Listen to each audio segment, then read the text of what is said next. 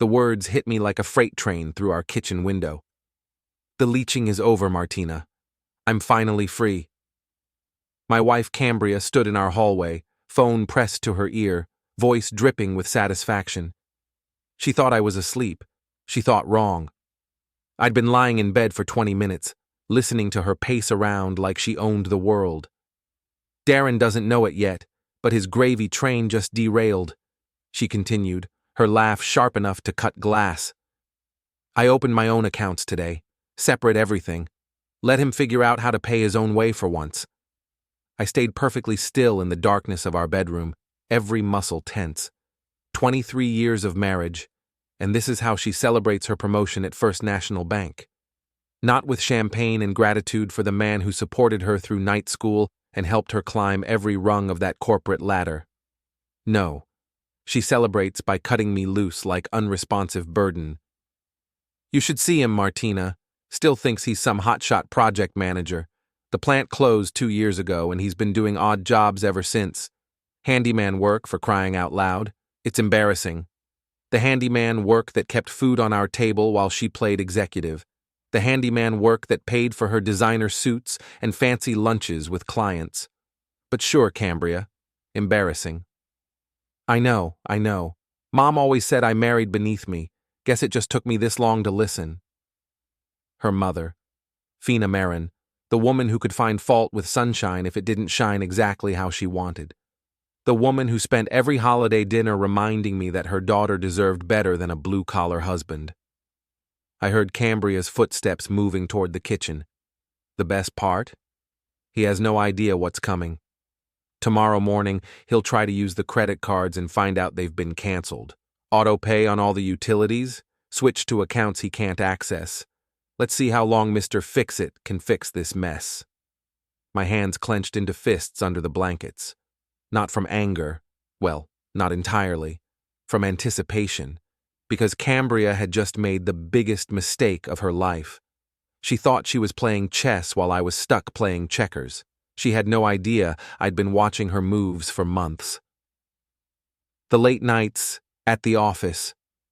The new gym membership she never used, but somehow always had fresh workout clothes.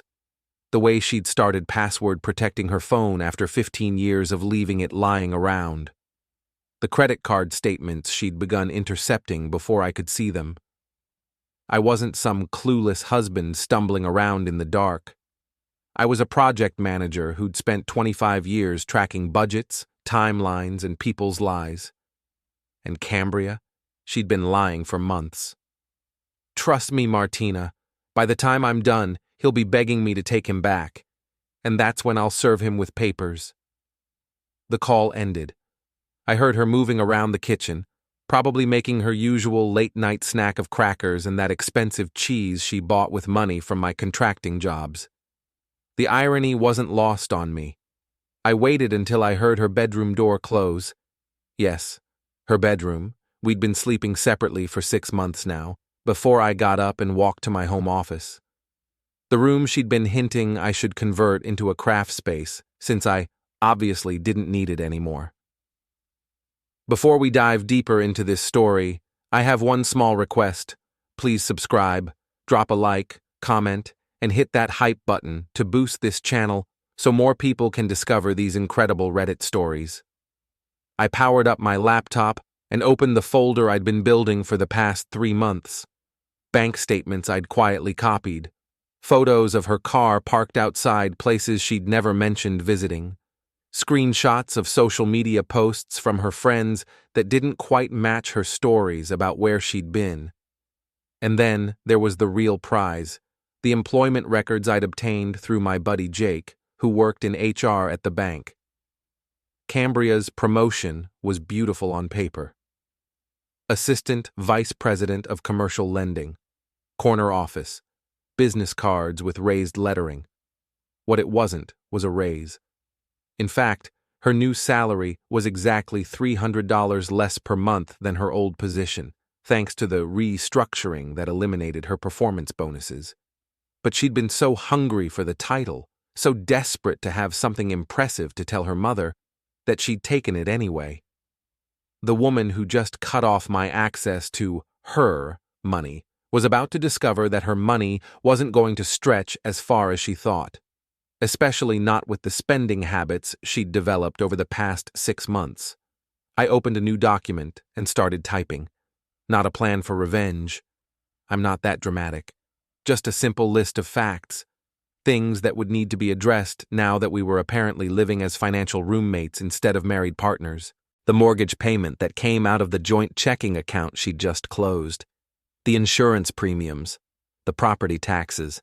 The utility bills she'd so cleverly switched to her private accounts. The car payments on both vehicles. The credit card minimums on the cards she'd maxed out buying clothes for her new executive image. I did some quick math. Based on her actual salary, not the inflated number she'd been throwing around, and her current spending patterns, she'd be upside down by the second week of every month. But that wasn't my problem anymore, was it? She'd made that crystal clear. I saved the document and closed the laptop. Tomorrow was going to be interesting. Cambria had just declared war on her own marriage, and she didn't even realize she'd already lost. As I headed back to bed, I caught myself smiling for the first time in months. She wanted to see what life looked like when the leeching was over. She was about to find out. Sunday morning arrived with all the subtlety of a tornado warning. Cambria had been up since 6, crashing around the kitchen like she was wrestling bears instead of making coffee. I could hear her muttering to herself through the thin walls of our split-level house. "Where's the good coffee? I know we had the good coffee." We didn't have the good coffee because the good coffee cost $18 a pound and came from the grocery budget that was now entirely her responsibility. But I wasn't about to enlighten her. Not yet. I wandered into the kitchen wearing my oldest jeans and a t-shirt that had seen better decades. Cambria stood at the counter in a silk blouse and tailored pants, staring at a can of generic coffee like it had personally insulted her family. "Morning, honey," I said, pouring myself a cup of the offensive brew. "Sleep well?" She shot me a look that could have stripped paint. "Fine, just fine." "Good to hear. By the way, your mother called yesterday. She and your dad are coming for Sunday dinner today. Around 2. The color drained from her face. "What? You didn't tell me that." I thought I mentioned it. Must have slipped my mind. I took a sip of coffee and managed not to wince. "She sounded excited to hear about your promotion. Said she couldn't wait to see how we're celebrating your success?" Cambria's jaw worked silently for a moment. I could practically see the calculations running behind her eyes. Sunday dinner for her parents meant the good china, the expensive wine, the kind of meal that required actual grocery shopping with actual money. "I'll call her back," she said. "Reschedule." "Oh, you can't. I ran into Brent at the hardware store yesterday. He mentioned they already canceled their plans with the Hendersons. Your dad seemed really proud, Cambria. Kept talking about how his daughter was finally moving up in the world." That was a lie, but a strategic one. Brent Marin had never expressed pride in anything I'd accomplished, and he sure wasn't about to start gushing about his daughter's career to random strangers. But Cambria didn't need to know that. She set down her coffee mug harder than necessary. "Fine. I'll figure something out." "I'm sure you will. You're the executive now." I left her standing in the kitchen and headed out to the garage. I had a deck repair job scheduled for the morning, which would put about $200 in my pocket by noon. Cash money that wouldn't show up on any bank statements or joint accounts. The job was for Mrs. Patterson, 3 streets over. Her deck had been sagging for months, and her son finally convinced her to get it fixed before someone got hurt. It was honest work, the kind that left your hands dirty and your back sore but your conscience clear. As I worked, I found myself thinking about the conversation I'd overheard the night before. Cambria thought she was so clever, cutting me off financially. What she didn't understand was that I'd been preparing for this possibility for months. The contracting work wasn't just busy work to fill my time, it was a deliberate strategy. Cash jobs that didn't require reporting to unemployment, clients who paid in 20s and 50s, Money that went straight into a safety deposit box at a credit union across town. A credit union where Cambria had never set foot. By the time I finished Mrs. Patterson's deck, I had enough cash in my pocket to buy groceries for a month, but I wasn't going to. That wasn't my responsibility anymore. Cambria had made that perfectly clear. I got home at 1:30 to find her car gone and a note on the kitchen counter. Went to store. Back soon. The house was quiet in that particular way that only comes when someone's been frantically cleaning. I could smell furniture polish and that fake lemon scent of whatever spray she'd used on the windows. The living room looked like a magazine photo, every pillow fluffed and positioned just so. I wandered into the kitchen and opened the refrigerator. Nearly empty, just like I'd expected. A few condiments, some leftover takeout containers, and a gallon of milk that was 2 days past its expiration date. The freezer was even worse. A bag of frozen peas that had been there since Christmas, and something wrapped in aluminum foil that could have been anything from leftover roast to a science experiment. This was going to be entertaining. Cambria's car pulled into the driveway at 5 minutes to 2, which meant her parents would arrive before she could get everything prepared. I watched from the living room window as she struggled with what looked like 6 or 7 grocery bags, her face flushed with stress and exertion. I didn't offer to help. Why would I? She was the independent executive now. The front door slammed open, and Cambria stumbled in with her arms full of groceries. "Darren, I need help." "Sorry, honey. I'm watching the game." There was no game on. I was actually reading a book about small business management, but she didn't need to know that. Her parents' car pulled up just as she was trying to juggle the grocery bags and unlock the front door with her elbow. I heard her curse under her breath, something she never would have done if her mother was close enough to hear. Fina Marin stepped out of the passenger seat like she was arriving at a state dinner. Every gray hair perfectly in place, her purse clutched in both hands like a shield against the chaos of the world. Brent followed more slowly, his expression already set in the permanent scowl he wore whenever he had to spend time in my house. "Cambria, dear," Fina's voice carried across the yard. "Let me help you with those bags." "No, Mom, I've got it. Everything's under control." Everything was clearly not under control, but I admired her commitment to the lie. I opened the front door just as they reached the porch. "Fina, Brent, good to see you." Fina gave me the smile she reserved for necessary evils. "Darren, how nice." Brent just nodded. He'd never been much for small talk, especially not with me. They followed Cambria into the kitchen, where she was already pulling things out of grocery bags with the desperate efficiency of someone trying to perform a miracle. I noticed she'd bought all the expensive stuff, the good coffee, imported cheese, wine that cost more than most people spent on groceries in a week. "So tell us about this promotion," Fina said, settling herself at the kitchen table like she was holding court. "Assistant Vice President, that sounds very important." Cambria beamed, some of her stress melting away. "It really is, Mom. I have my own office now, and I'm in charge of the entire commercial lending department.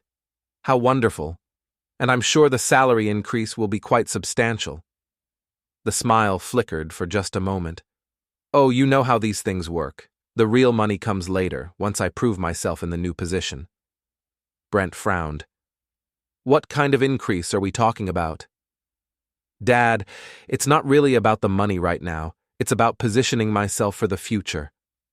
I almost felt sorry for her, almost. "But surely there was some increase," Fina pressed.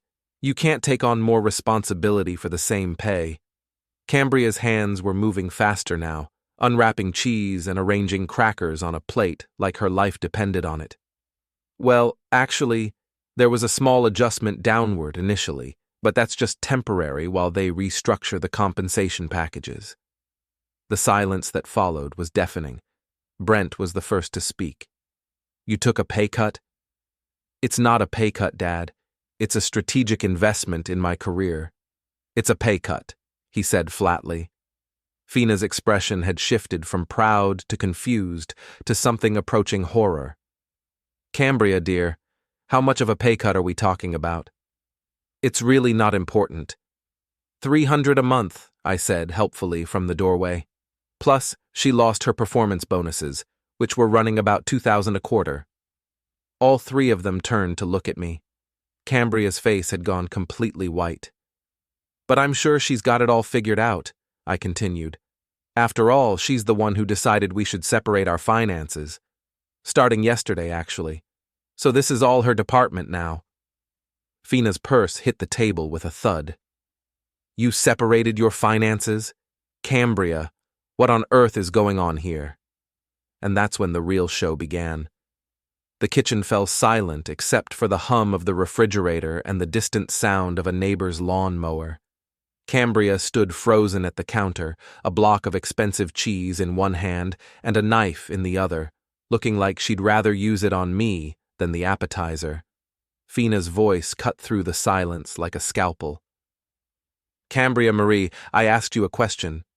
Middle name. That was never a good sign in the Marin household. Mom, it's not what it sounds like, Cambria said, her voice pitched higher than usual. Darren and I just thought it would be good for us to have some financial independence. You know, modern marriage and all that. Brent leaned back in his chair, arms crossed. Whose idea was this financial independence? Cambria glanced at me, probably hoping I'd jump in and take some of the heat. I smiled and took another sip of my coffee. Well, we both discussed it. It was Cambria's idea, I said. She felt like she was ready to handle her own finances. Very empowering, really.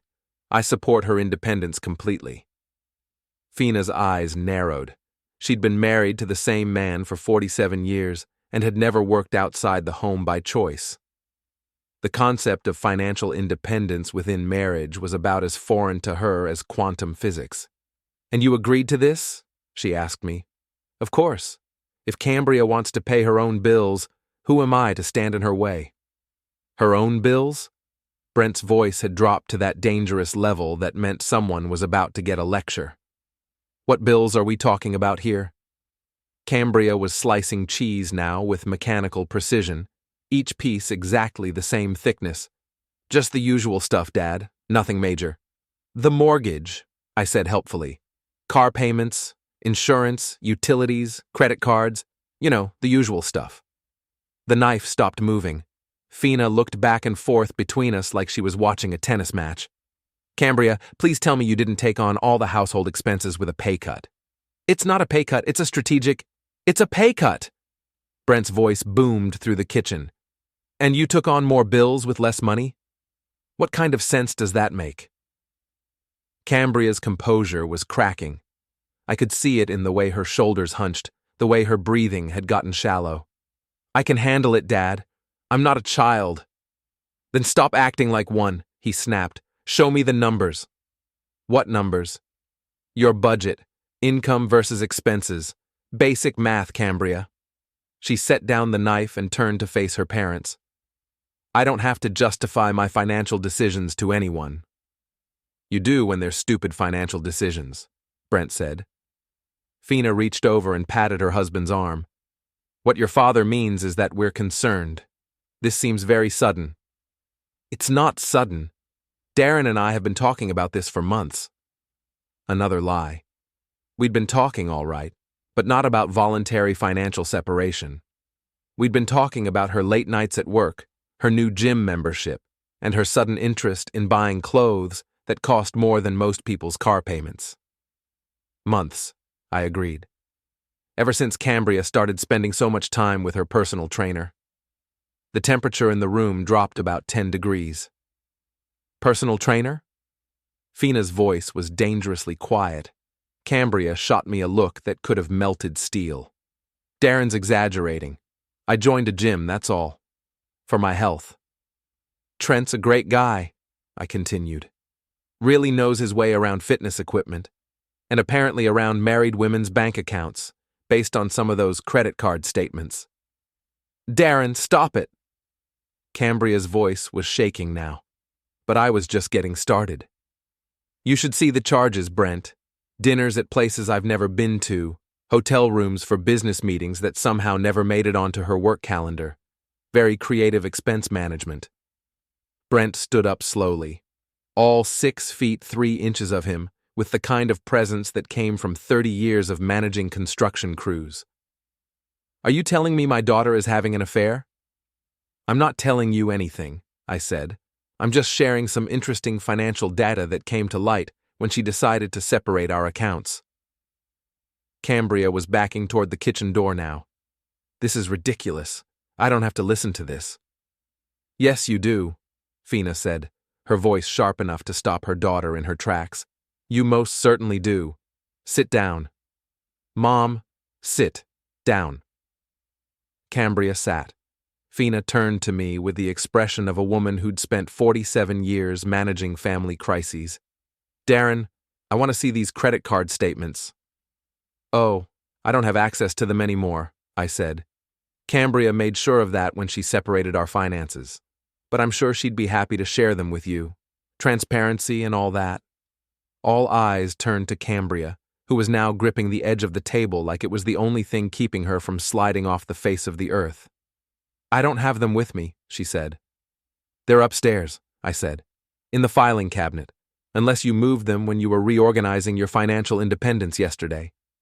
Brent was already heading for the stairs. I'll get them. Dad, you can't just go through my personal papers. Watch me.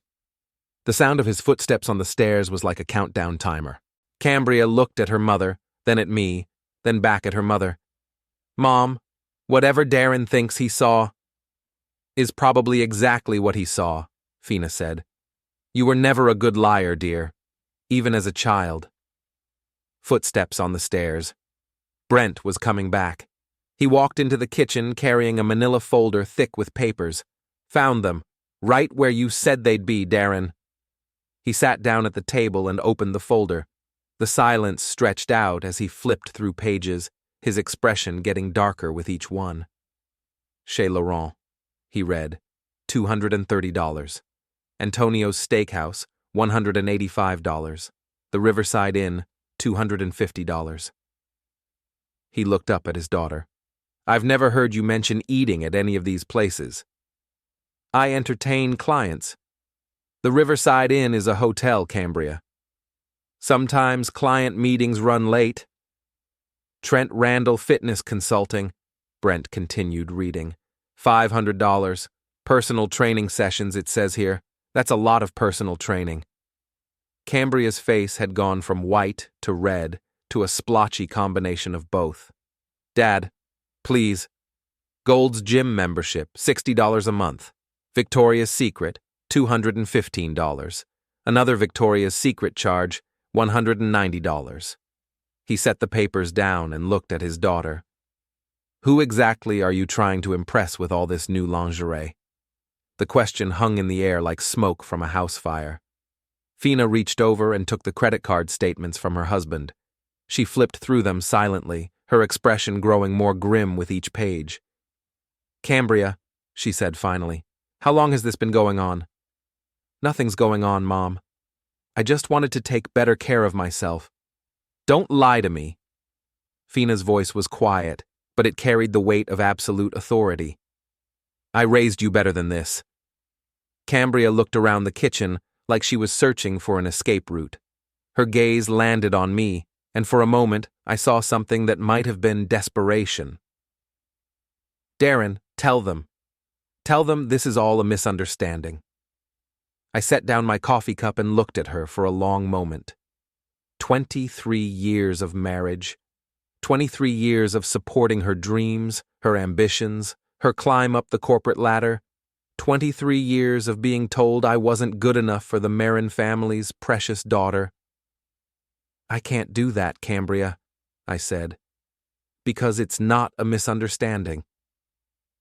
And that's when she finally broke. The tears started slowly, just a few drops that Cambria tried to wipe away before anyone noticed. But in a kitchen full of people who'd known her for decades, there was no hiding the breakdown that was coming. It's not what you think, she said, her voice barely above a whisper. It's not like that. Fina set the credit card statements down with the kind of careful precision that meant she was working very hard to control her temper. Then what is it like, dear? Because from where I'm sitting, it looks like you've been lying to your husband and your family while spending money you don't have on a man who isn't your husband. Trent is just a friend. Friends don't cost $500 a month, Brent said, and they sure don't require hotel rooms.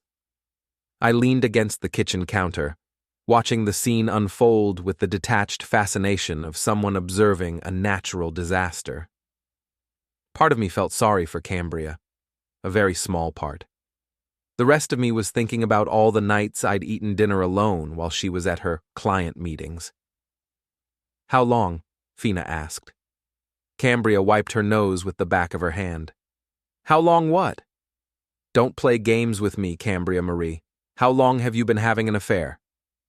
The word hung in the air like a physical thing. Affair. Not friendship, not business relationship, not any of the euphemisms Cambria had been hiding behind. The ugly, simple truth. 6 months, she said finally. Maybe 7. Brent made a sound like he'd been punched in the stomach. Jesus, Cambria. It wasn't supposed to happen, she continued, the words coming faster now. I just joined the gym to get in shape, and Trent was so nice to me. He made me feel important, like I mattered. I couldn't help myself. You did matter. You mattered to me. She looked at me with eyes that were red from crying, and something that might have been regret. Did I? Really? Because for the last 2 years, ever since you lost your job, I felt like I was carrying both of us, like I was the only one trying to build something. Build something? The words came out harsher than I'd intended. You mean like the career I supported while you went to night school? Like the house I've been maintaining and improving for 15 years? Like the marriage I've been trying to save while you were playing house with your personal trainer? That's not fair. Fair? I laughed, and it wasn't a pleasant sound. You want to talk about fair? Fair would have been having this conversation 6 months ago, before you maxed out credit cards on hotel rooms and fancy dinners. Fair would have been telling me you were unhappy instead of telling your girlfriend Martina that the leeching was over. Fina's head snapped up. What did you just say? Last night, I said, looking directly at Cambria. Phone call to Martina. You said the leeching was over, that you were finally free, that you were going to let me figure out how to pay my own way for once. Cambria's face went white again.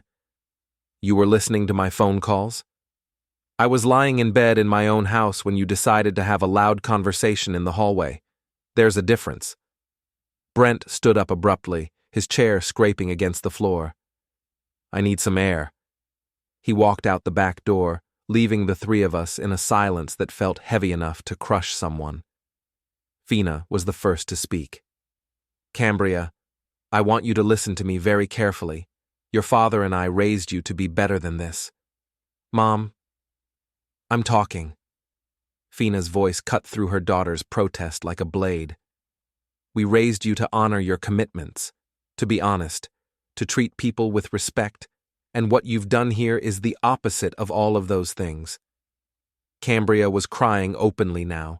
I know, Mom, I know I messed up, but I can fix this. Darren and I can work through this. She looked at me with something that might have been hope. Can't we, Darren? We can go to counseling. We can figure this out. I studied her face for a long moment. The face I'd been looking at across the breakfast table for 23 years. The face that had smiled at me on our wedding day, that had cried with me when we lost the baby, that had celebrated with me when she got her first promotion. The face that had been lying to me for 6 months. I don't think so, Cambria. But we can try. You separated our finances yesterday, I said. You told your friend that I was unresponsive burden. You've been spending our money on another man for half a year. What exactly is left to work through? I made a mistake. You made a choice. A lot of choices, actually. And now you get to live with the consequences. The back door opened and Brent came back in. his expression grim. "I've been thinking about this situation," he said, "and I think the best thing for everyone is if Cambria comes home with us for a while, gives everyone some space to figure out what comes next." "Dad, I'm not a child." "Then stop acting like one," he said. "You've made a mess of things here, and you need to start cleaning it up, beginning with getting away from this trainer character."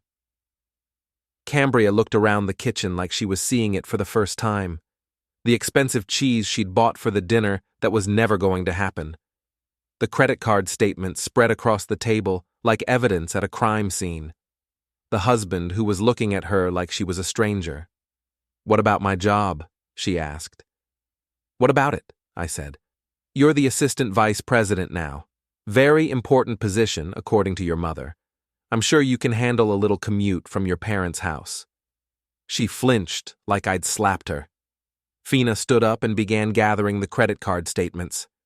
"We'll take these with us. Cambria needs to see exactly how much damage she's done." "Those are mine." "Not anymore," Brent said.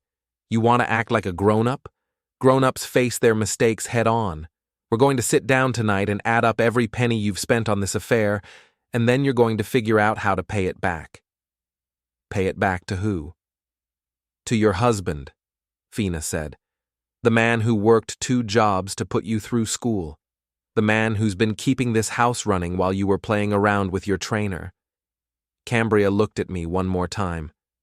"Darren, please. Don't let it end like this." I thought about the conversation I'd overheard the night before, the satisfaction in her voice when she talked about cutting me loose, the way she'd laughed when she called me unresponsive burden. "You already ended it," I said. "I'm just accepting your decision." She started to say something else, but Brent cut her off. "Go pack a bag. We're leaving." "But what about dinner?" "There's not going to be any dinner," Fina said. "There's not going to be any celebration. There's just going to be a long, hard look at what you've done to your life." Cambria walked out of the kitchen with her shoulders shaking. I could hear her footsteps on the stairs, the sound of dresser drawers opening and closing. Brent looked at me across the table. "I'm sorry, Darren. I know that doesn't fix anything, but I'm sorry." It was the first time in 23 years that my father-in-law had apologized to me for anything. "I appreciate that, Brent." Fina was folding the credit card statements and putting them in her purse. "What will you do now?" "I'll figure it out," I said. "I always do." She nodded. "You're a good man, Darren. You deserved better than this." That was the first time in 23 years that my mother-in-law had said anything positive about me. 20 minutes later, I watched from the living room window as Cambria carried a suitcase to her parents' car. She looked back at the house once, and for a moment our eyes met through the glass. Then she got in the car, and they drove away. I stood in the sudden quiet of my empty home, surrounded by the remains of a Sunday dinner that never came to be. Costly cheese on the counter, quality wine that would stay unopened, credit card statements spelling out the slow fading of a marriage I'd been too focused on trying to rescue to see slipping away. My phone buzzed, a text message from an unknown number. "This isn't over. We need to talk." See. I looked at the message for a long moment, then deleted it. She was wrong. It was over. It had been over since the moment she decided I was unresponsive burden that needed to be cut loose. Now, she was about to find out what it felt like to carry the load all by herself. And I was going to enjoy watching her try. 3 weeks passed in a blur of quiet mornings and peaceful evenings. The house felt different without Cambria's constant presence, lighter somehow, like a weight I hadn't realized I was carrying had been lifted from my shoulders. I'd taken on 2 more contracting jobs, both cash payments that went straight into my safety deposit box. Mrs. Patterson had recommended me to her sister, who needed her bathroom renovated. Word was spreading through the neighborhood that Darren Holloway was available, reliable, and reasonably priced. It felt good to be useful again. Cambria had called 6 times and sent dozens of text messages. I'd answered exactly none of them. Whatever she had to say, I wasn't interested in hearing it. Some conversations are over before they begin, and ours had ended in her parents' kitchen 3 weeks ago. But I should have known she wouldn't give up that easily. I was replacing a broken fence post in my backyard when I heard her car in the driveway. The engine sound was distinctive. A slight knock that I'd been telling her to get fixed for months, another expense that was now entirely her problem. I didn't look up when I heard the back gate open, just kept working, measuring twice and cutting once, the way my father had taught me 30 years ago. Darren. Her voice was softer than I remembered, less certain. Cambria. I still didn't look up. The fence post was more interesting than whatever conversation she thought we needed to have. We need to talk. No, we don't. Yes, we do. I've been thinking about everything that happened and You've been thinking. I set down my hammer and finally looked at her. She was wearing jeans and a simple blouse, none of the designer clothes she'd been buying with credit cards. Her hair was pulled back in a ponytail, and she wasn't wearing makeup. She looked younger somehow, but also tired. That's a nice change. Don't be cruel, Darren. Cruel. I picked up the hammer again. Cruel would be spending 6 months lying to your husband while you carry on with another man. Cruel would be maxing out credit cards on hotel rooms and fancy dinners while your husband eats ramen noodles for lunch. Cruel would be calling your husband unresponsive burden that needs to be cut loose. She flinched. You heard that. I heard a lot of things. The question is, what do you want, Cambria? She sat down on the back steps without being invited. I want to come home. I drove the nail into the fence post with more force than necessary. This isn't your home anymore. It's my house too. My name is on the deed. Your name is also on the mortgage payment that you haven't made in 3 weeks. The silence stretched out between us. I could hear traffic from the street, a dog barking somewhere in the neighborhood, the normal sounds of a Tuesday afternoon in suburbia. I can't afford it, she said finally. I know. The credit cards are maxed out. The car payment is due next week and I don't have the money. Mom and Dad are letting me stay with them, but they're not giving me any cash. They say I need to figure this out myself. Good for them. Darren, please. I made a mistake. You made a choice. I set down the hammer and looked at her directly. You chose to lie to me for 6 months. You chose to spend money we didn't have on a man who wasn't your husband.